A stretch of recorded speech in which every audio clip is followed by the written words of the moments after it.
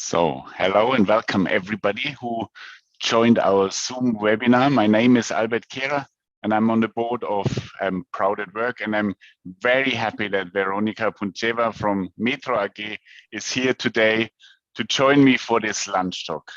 Hi Veronika, great to have you here. Hello. Perfect. This lunch talk is part of our, as you know, PROUT Performer project, where we want to give out and proud people and proud allies more visibility. First, a few words about today's guest. Veronika is Senior Vice President Corporate Responsibility at Metro. Veronika was listed on our PROUT Executive Allies list last year, and she also held a keynote at our conference. And if you've seen it, it was a really good keynote. In her daily work life as a Senior Vice President Corporate Responsibility of Metro, Sofia-born Veronika leads the sustainability strategy of the International Wholesale and Food Specialist. Veronika has more than 20 years of experience in wholesale, being managing director for various Metro companies. She's an acting co-chair of the Human Rights Coalition of the Consumer Goods Forum and serves at the board of Amfori Business Social Compliance Initiative. Veronika is also passionate about environmental and societal change. Hence, she works on building strong partnerships with business partners, investor community, and NGOs for sustainable societal and environmental transformation. Furthermore, as chair of the advisory board of LEAD Network, she advocates for diversity in the consumer goods and retail sector. Veronika, again, a very warm welcome and thanks for taking your time to have this chat with me. Thanks, Albert. Happy to do that. For the audience, if you come up with any questions, please do not hesitate to ask them to us via the Q&A button at the bottom of the Zoom app, and we will certainly try to answer them at the end of the session. So I think let's start, Veronika. What would you say, does it mean to be an ally? How can you show your allyship openly? Well, what means to be an ally for me? Probably two things. Number one is to be active in your position. We all as individuals, we all as people and professionals have convictions. And convictions do not always come across when you talk beyond business context. But standing up for your convictions, would it be in the diversity inclusion space, would it be in sustainability space in my case, or for another cause, which is not probably immediately linked to what you do, means for me also being an active voice. So being an ally is first and foremost being an active voice. And also in the field of especially straight allies, I think is giving space, giving voice, giving an active support for a community or for individuals which are not in majority. And as non-majority, you always have less voice, and sometimes people assume that you're having exactly the same experience as the majority of the people. It might be different. So I think a representative of the majority in some way, with an active voice and with active position, that's probably for me the two sides of the coin of being an ally. Okay. How did you get to the point where you wanted to be an open ally? And but to be honest, I didn't know that this thing exists till a couple of years ago. I mean, I know that I'm active for some position, but I didn't know that it's called like this, ally. And then I was invited by a colleague whom you, I think, all know very well, Nikita, fantastic, very interesting, colorful, enthusiastic individual. And he said, would you like to be a straight ally? And it didn't take me a second to say, of course I want, but you have to tell me what exactly is that. So I think once I got familiar with the concept, I understood that probably I had been doing some elements of it, but then, of course, when engaging a little bit more with what Nikita wanted me to do and what other people advised me to do, I think I'm growing also a little bit in that role, I hope. What made you realize how important it could be to be an ally? Well, of course, there is always the personal dimension of it. I have two gay daughters, and I have been always open for the needs of gay people. But when it is part of your family dynamic and part of your children's reality, that has a completely different level, because you realize very, very closely stuff which you never thought before, how much the legal situation could look differently, how much chances for development could look differently, how much your children could be facing prejudices or judgment or disadvantage in some area. Something which you don't realize when this is a little bit more far from you. I think that's one thing. And then on the other side, if I look in my professional life, I realize how often people who I consider very open-minded are sometimes hesitant, for example, to stand up for the topic of having the flag, the Idaho flag, outside of a building. Not necessarily in our business, but in other businesses, because they're not sure how this action will be read by other people. So I think this kind of two sides again are the dimensions which I'm looking at when growing and developing in my role of an ally. Please don't understand me wrong. It's always said that people have no problems with having a gay coworker, but they don't want to have a gay son. So you are in the lucky position to have gay daughters. Did this change anything, in your life, realizing that? Well, I remember the moment when my eldest daughter told me, it came out to me, and it didn't take me even a second to think how I'm accepting, because as a mother, there is one thing you want your child to be happy. So it doesn't matter with whom. And I think it was not exactly the same across the whole family. There were other members of the family who needed a little bit more time to get acquainted with the idea. What does it mean? Are we not going to ever have grandchildren? So, because they don't want to have children, okay, that's their decision after all.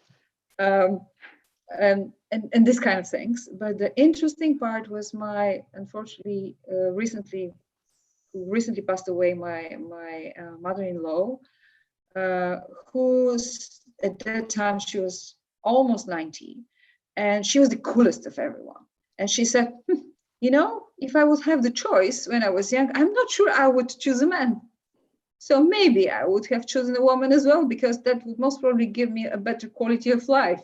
And I think he shook everybody's understanding what's generational acceptance and stuff like that.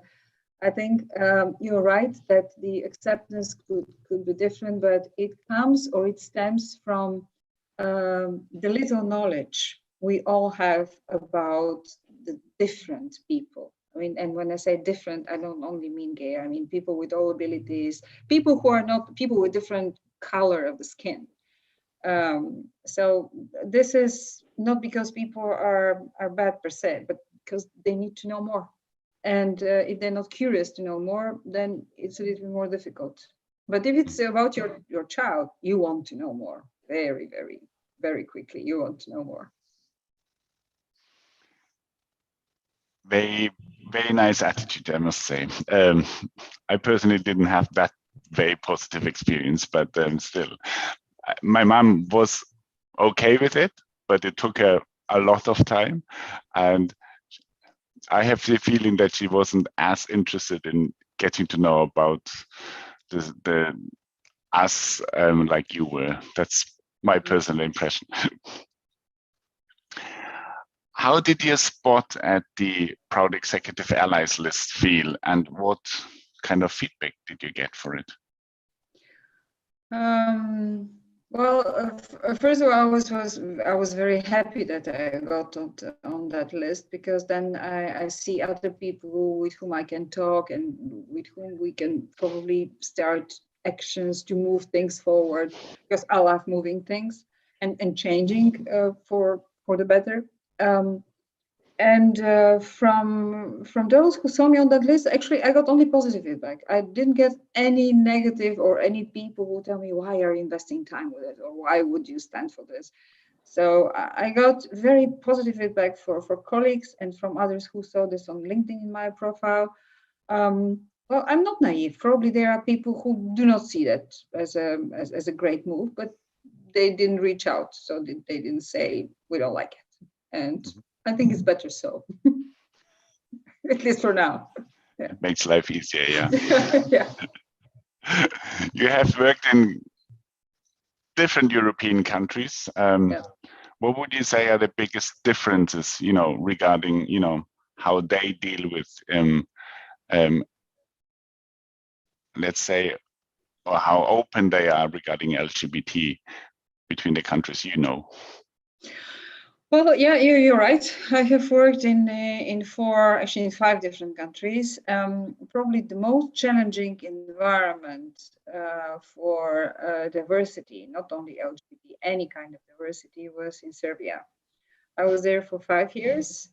And at that time, I remember the first PROUT was organized in Belgrade, which ended up in a disaster. So there was a lot of police trying to protect the people, but actually you could see that the societal acceptance was not on a high level, and you could see also how aggressive the society at that time was. So luckily that has developed, and relatively soon afterwards, Serbia got also a gay prime minister, which I think changed a lot the political conversation, the whole dynamic around that, which also shows that actually the tone from the top is very important. Would it be the tone in the society from politicians? Would it be in the company? So the tone from the top is critical. It's not only bottom up, because the society follows the leaders as the companies follow the leaders. And if I look, for example, at Germany, I think the acceptance of diversity is very high, but there is still way to go. There is way to go in many dimensions, and I think the society is open. It has changed a lot in the last decades. But one thing probably I tell myself, we should never consider that what's achieved is given. It's important to fight for that every day, for every achievement. It's not given. We see it now in Europe. We all thought that the peace is given. Well, no achievement is, and especially in that field of societal transformation, I think it's important that we continue to speak up, to be inconvenient, and to work towards a better and more inclusive reality. What specifically needs to be changed in Germany? Because you mentioned that needs to be changed a lot, but can you give one or two examples? Yeah, I don't know if we need to change a lot in Germany, but for me, to have a conversation in 2022 about female quotas is a little bit weird. So we still have to prove that a woman has a full brain and it has the capacity to lead. 2022. However, I must say, some years ago, I was very much against the quotas, because I thought that this, first of all, I don't want to be the quota woman. And then the second thing is that I thought that the society is more advanced. I've changed my opinion, because I realized that regulations are needed, and we cannot change fast or faster without that regulations. And once you have the regulations, people start looking for the talents, and all of a sudden they start discovering them. And even if the first generation, so to say, of quota women are having some ups and downs, you realize that over time it becomes a norm. It becomes that these people are also more developed. They are also more seen in the organization. And I think a quota for diversity or having diverse representation, for example, in the management of the companies, which is identical with the base, with the customer base or employee base, is very important. So gender is one dimension, and it's a visible dimension, but it should not stop there. We have to make sure that in the leadership of our society, we have identical representation than in the mass of the society. Only in that case, we can actually work well and function well together. So meaning we also need 20% people of color in the corporate world, in top management. If we have 20% people of color in the country, I think that will be the logical move. So yeah. Why they won't be representative? That's the logic of the political parties, isn't it? We're trying to represent certain groups of people in the society adequately. So and they should have a voice. They also bring different perspective on many things, and be part of the decision making. Yeah, and they also contribute a lot to the company's success. So why should not also be they given, the opportunity to be on top level as well? Exactly. As an international company like Metro is acting in loads of different countries, how does that impact a corporate diversity strategy? Well, I think it's a great question, because we're just reviewing our diversity strategy, and it's diversity and inclusion, because at the end, the way you do diversity is by inclusion. We are a very international company indeed, and I think when I talk to colleagues who are mostly based in Germany with mostly German business, they're asking questions in direction, how do you work within so many nationalities, which I think we don't even realize, because it's a given fact for a really long time. But when you talk about adequate representation of or including people from different social background, different genders, different abilities, I think we have a role to play. And in our newly, I think, developed strategy, inclusive workplace and inclusive culture will play a bigger role. And we want to see inclusion across different ranks, across different hierarchies, make sure that everybody's voice is heard and respected. And that we are moving towards a better representation in the top ranks in comparison to our base. So there is a way to go there.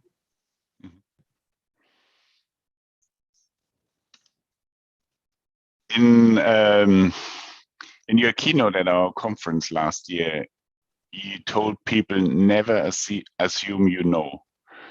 What are your most recent learnings where you realized you assumed wrong? Well, it was probably one experience which I could share with you. When the war in Ukraine started in the late February, I think we as a family felt very, very affected, because I have worked and we lived in Ukraine for 5 years. So I've been part of the expansion team. We have built the Metro stores. I mean, all these names which you hear on the news, Mariupol, Bucha, Irpin, Kharkiv, Kherson. I've been hundreds of times in these places. I know the geographies, the buildings, the people. I've really acquired teams, connected with customers. We built stores there, so it's really painful. And we have plenty of friends in Ukraine. So at that time, the nanny of our daughters called, and I'm sorry, that's my phone. Take it out. Yeah, sorry. She called and asked if we can help her daughter and her grandson, in that case, to come into safety, which of course we did. So she came to Germany, and then another mom with another 2 children followed. So we end up sometime end of March with 6 people at home. So we have some space, but not that much space. I have to tell you, there is not a single empty bed in the house. And I think after being 5 years in this country, you think you know a lot already. You know about the relationship, you know about the expectations of the people. And I must say they've stayed with us for about a month and a half. Every day was a new discovery. So every day I had to face myself with some kind of assumptions, which I had based on experience, and realize that these assumptions are probably not anymore valid. So, for example, how are they willing to continue their life? How do they want to live now? Or what are their plans? What is of value for them, and what is no longer a value for them? So I think the good part was that I think we were all open to have these conversations, and they didn't feel somehow offended by us asking so many questions. But I can imagine, especially now when so many people in Europe are hosting Ukrainian families, how difficult that could be, especially if you don't share a common language. So luckily, I mean, after 5 years there, I speak the language, I could communicate with them, but I don't think that that's always the case. Sometimes you host people and you don't find a common language right away. So I think it was a very interesting journey. So even if you are coming from experience and you think you have some knowledge, being self-critical and being open and listening and talking less could be helpful.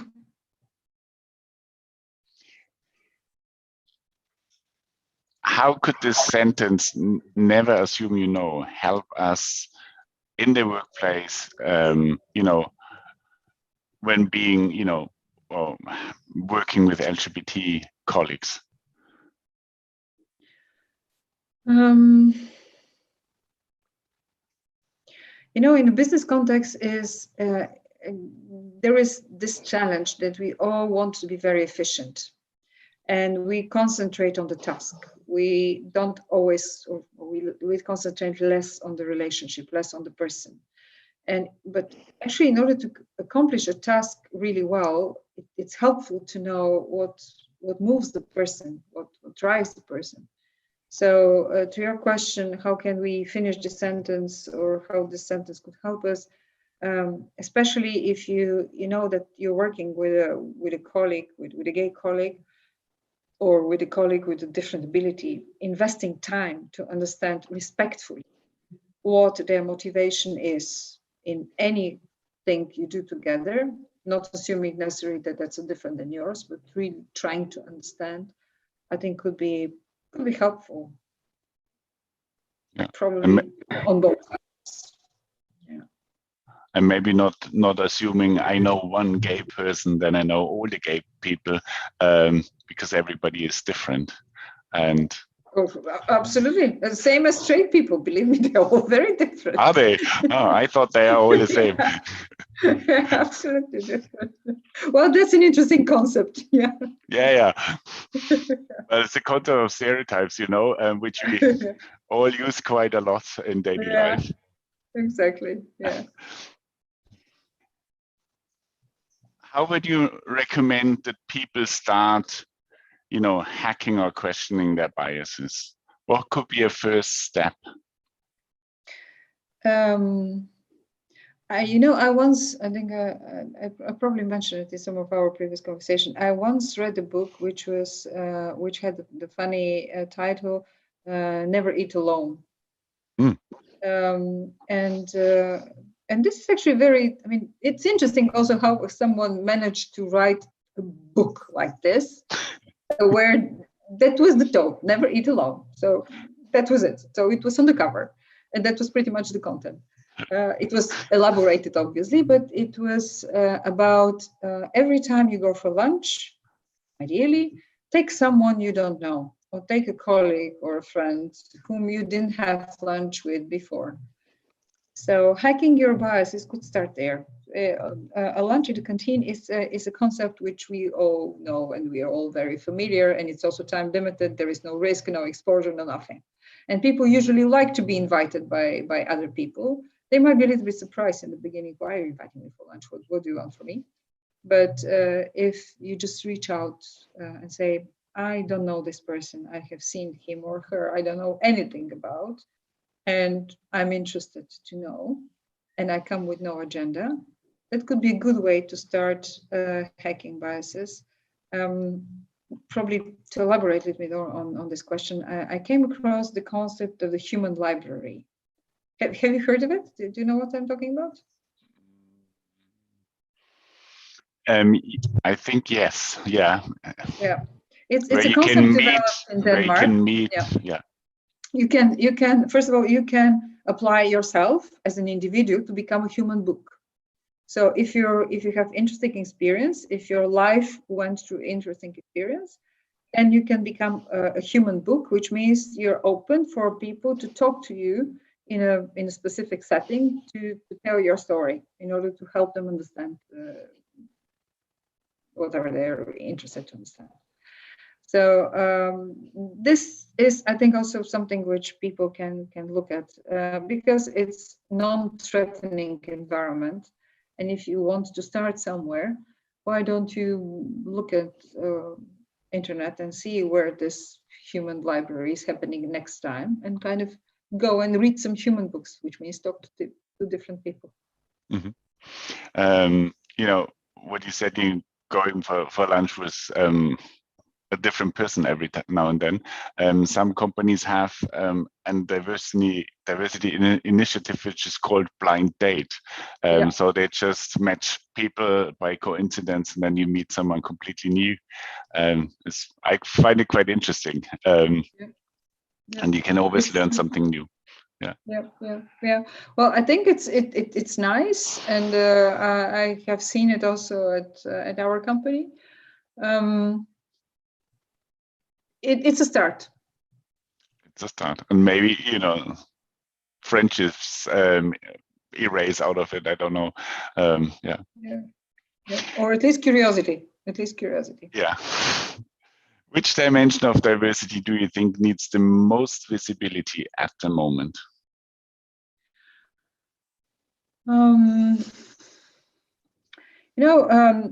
As someone who works in Germany, I was talking a couple of months ago to a colleague whom I know is in the group of people with disabilities. And honestly, I hate the word disabilities because it means that your value is different, lower. I think the concept, even if you can call it that's the American way of saying things and it's too politically correct, I like more the concept of people with all abilities. And when I was talking to this colleague and I told him, look, I don't know who are the people in your group. Can I get to know more? And he was like, actually, they're not very willing to talk about their disabilities, that they're the people with disabilities, because they don't want this to be known to others because they could be considered less valuable, which shocked me a lot and shook me as well, not only shocked, because they said, oh my God, this is really, I mean, if you think about where we are with the LGBT conversation, probably this is where LGBT was like maybe 20 years ago or more. This is where I think the whole thing or whole conversation around people with all abilities is today. They are considered per se less valuable, and if you know that there is such kind of colleague, then I think that's a conversation which we need to have in a different way. I know that there are communities around that. I know that there is a lot of regulations in that field. But the real conversation, I think it's still not very visible. Or maybe I'm wrong. Maybe I haven't experienced that. Yeah. And in some ways, it could also contribute a lot to, processes, buildings, and all this stuff in companies as well. Exactly. There's still new headquarters built with steps at the entrance, which I completely do not understand. Why do they always have to use the side entrance and not the main entrance, for example, and all this stuff? Exactly, and we all can be part of that group temporarily. or in a later stage, because it's enough that you just break a leg and you realize how difficult it is to get to the office. Yes. So I had this a couple of years ago. It's no fun. What could be the role of corporations to push LGBTIQ equality in society further? I think the corporations are discovering this group of this community in the society in one or other way for themselves as employees, but also as customers. I remember a conversation with Mercedes some time ago when they say we also realized that our marketing messages have to be adapted better for the needs of this community.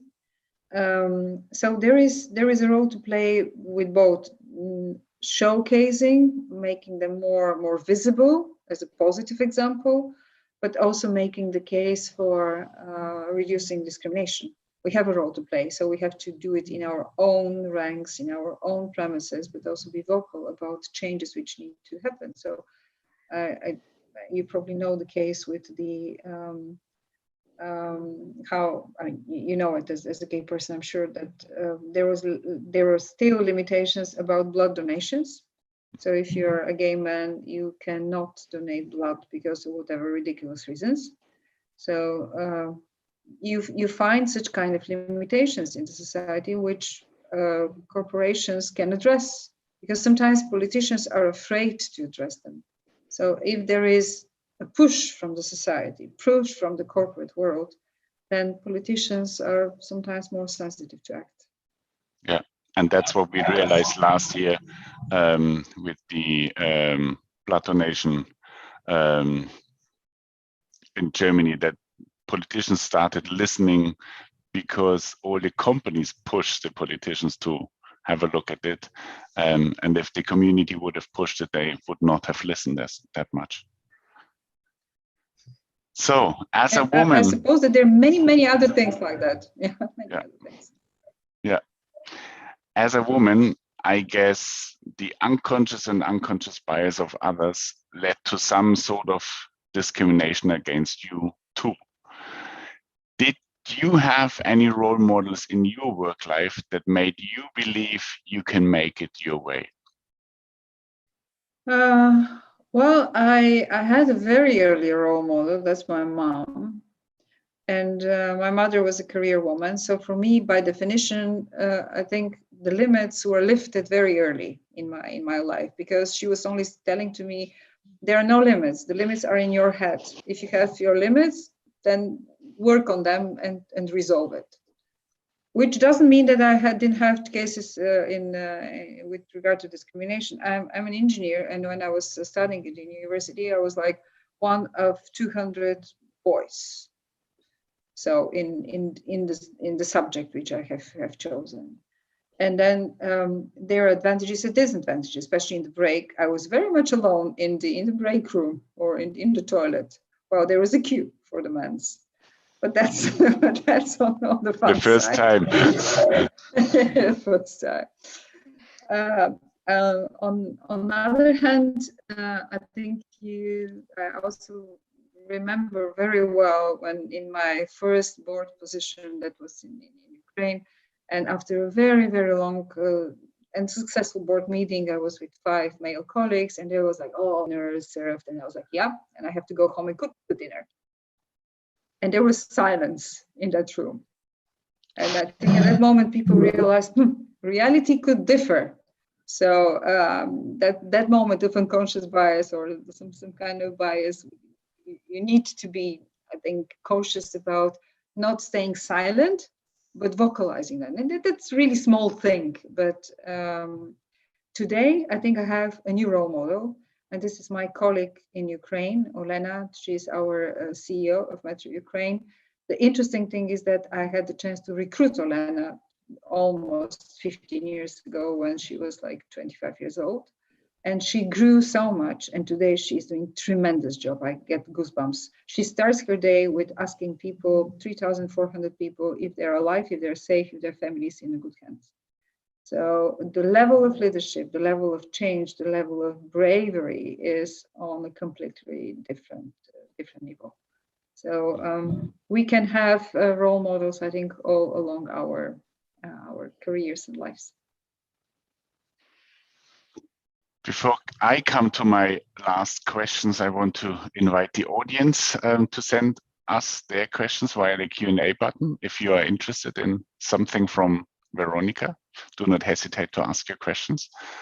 We still have a couple of minutes time.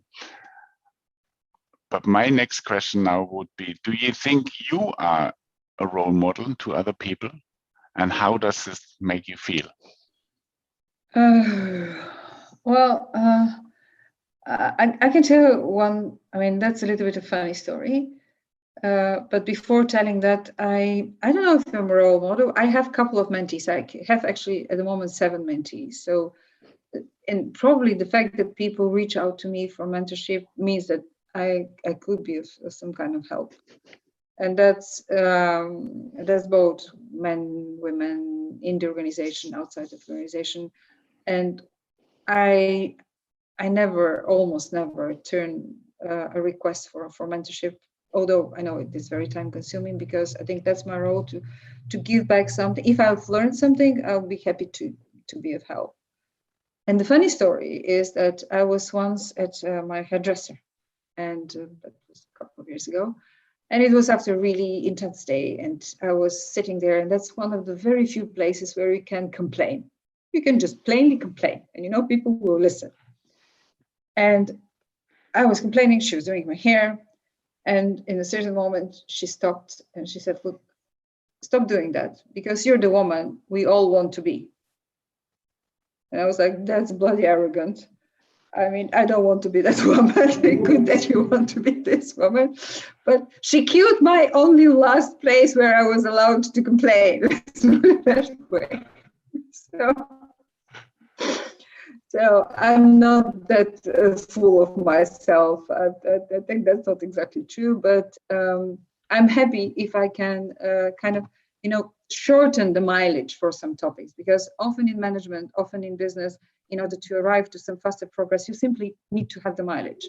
If with advice and with a conversation and with exchange, I can be of help, great. So I think I don't intend to write books, but maybe having a conversation could be of some help. Yeah.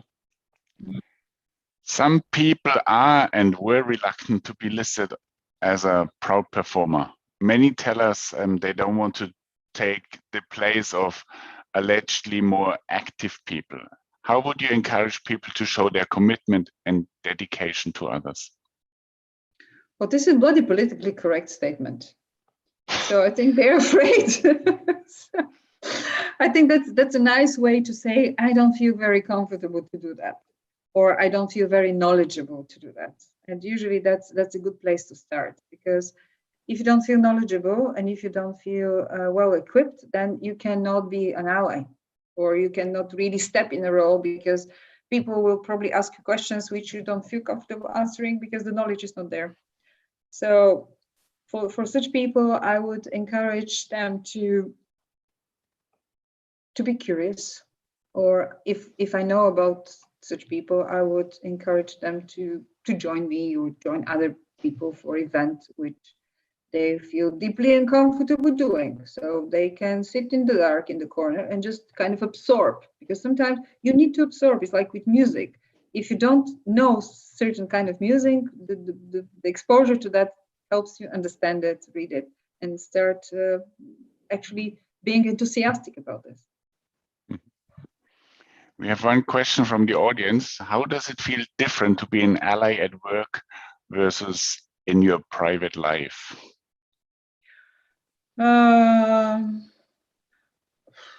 is not much difference. Okay, you advocate probably for different things, because I don't need to advocate for a flag at home, or with my friends. But with friends, for example, discussions could be very heated, which is not always the case at work. So if you talk about work environment, of course, you need to bring more data, more facts, more figures, more strategic stakeholder mapping, if you can do it, if you can say so. Whilst in the private life, I think it's more about your passion, more about your continuous engagement with something, because enthusiasm is catchy, and when people see that you're continuously engaged with something, it doesn't matter if this is this course or another, they start listening to that, and then sometimes when they have a question, they come to you with that question because they consider that you probably know something. So this actually is identical if it is at work or if it is at home. But I think in my private environment, I don't do stakeholder mapping. Excellent. Perfect. Thank you very much, Veronika. We don't have any other questions from the audience, and time is nearly over, 2 minutes before the end, so it's a perfect fit. Thank you very much. Thank you, and thank you, Gerhard, for the reaction. I see one, and you can reach out to me through LinkedIn or other places. So happy to continue that conversation. It was a real pleasure. Thank you very much, Albert. Thank you very much. I guess all of you agree that Veronika is a very engaged person. Well, I still believe it, and she's also a very great ally. And Nikita told me many, many times how great you are, Veronika. That's also a reason why we invited you. And I feel very happy that you took the time for the chat with me. Thank you very much. Thank you very much. Thanks. For the audience, if you liked our lunch talk, we would very much appreciate if you invited others for upcoming events. Our next lunch talk will be in German again, and on June 8th. I will then be talking with Katrin Mahler-Walter from EIF Berlin. Katrin has been very engaged in women's and lesbians' rights over the past decades and bears the Federal Cross of Merit for her commitment during the peaceful resistance in Leipzig 1990. The video of today's talk will be available to watch through our YouTube channel from tomorrow on, and you can follow us on YouTube and our social media channels so you don't miss any of our next events. Thank you very much for everybody dialing in, and have a fantastic week. And because in Germany we have a public holiday tomorrow. Thank you.